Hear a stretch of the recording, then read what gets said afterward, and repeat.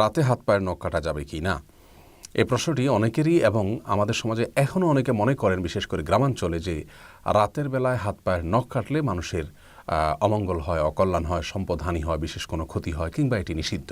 আসসালামু আলাইকুম রহমতুল্লাহি ওয়া বারাকাতুহু। সুপ্রিয় দর্শক মণ্ডলী, আজকের ভিডিওতে জানবো যে আমরা রাত্রে পায়ের বা হাতের নখ কাটা যাবে কি যাবে না।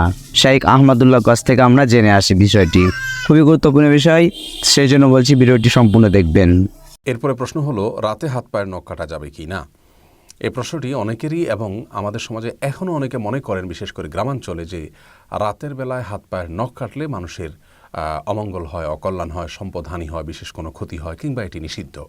মূলত কোরআন হাদিসের কোথাও রাতের বেলায় হাত পায়ের নখ কাটা, কিংবা গোপ ছোটো করা, কিংবা চুল কাটা, কিংবা ঘর ঝাড়ু দেওয়া, কিংবা খাবার শেষে প্লেট ধুয়ে সে পানি বাহিরে ফেলা ইত্যাদি, অথবা কোনো গাছের পাতা ইত্যাদি ছেঁড়া, ফসল ইত্যাদি ছেঁড়া রাতের বেলায়, এগুলোকে কোরআন হাদিসের কোথাও নিষেধ করা হয়নি। আর কোরআন হাদিসে কোনো কিছুকে নিষিদ্ধ না করা হলে সেটিকে নিষিদ্ধ বা অমঙ্গলের মনে করাটা এটি কুসংস্কার এবং এক ধরনের শিরকি বিশ্বাস, যা থেকে আমাদের বেঁচে থাকতে হবে।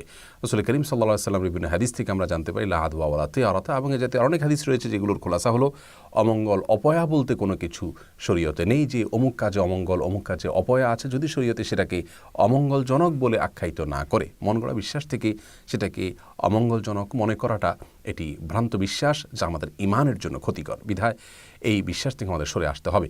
অনেক হিন্দুরা মনে করেন, বিভিন্ন ব্লগে আমি দেখেছি যে তাদের ধারণা মতে লক্ষ্মী সন্ধ্যাবেলায় বাসা বাড়িতে বাড়িতে যান, তাদের দেবতা, এবং ওই সময় কেউ হাতের নখ কাটলে বা কোনো কিছু পরিষ্কার করলে, ময়লা ইত্যাদি শরীরে এগুলো পরিচ্ছন্ন করতে গেলে, বিশেষ করে হাত পায়ের নখটক ইত্যাদি কাটতে গেলে তিনি রুষ্ট হয়ে যান এবং তাতে সম্পদের ক্ষতি হয়। এটা হিন্দুদের শিরকপূর্ণ বিশ্বাস, যা একজন মুসলিম কোনো অবস্থাতেই ধারণ বা লালন করতে পারেন না।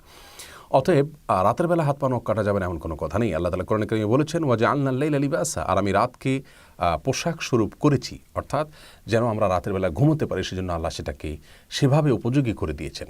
রাতে মৌলিক কাজ হলো একজন মানুষ ঘুমাবে, কিন্তু এর পাশাপাশি ছোটোখাটো অন্যান্য কাজ তিনি অবশ্যই করতে পারেন। কোনো প্রকার নিষেধাজ্ঞা বা ক্ষতি তাতে নেই। ক্ষতি আছে মনে করলে সেটি তার ইমানের জন্য ক্ষতিকর হবে। বরং একটা সময় আমাদের দেশে বা অনেক এলাকাতে হয়তো ইলেকট্রিসিটি ছিল না, যার কারণে অন্ধকারের মধ্যে চেরাগের নিভু নিভু আলোতে বা আলো আধারিতে, কিংবা মোমবাতির আলোতে, স্বল্প আলোতে যদি হাত পায়ের নখ কাটতে যেত, তাহলে সেক্ষেত্রে হয়তো সেটি যথাযথভাবে হতো না বা খুব সুন্দরভাবে হতো না।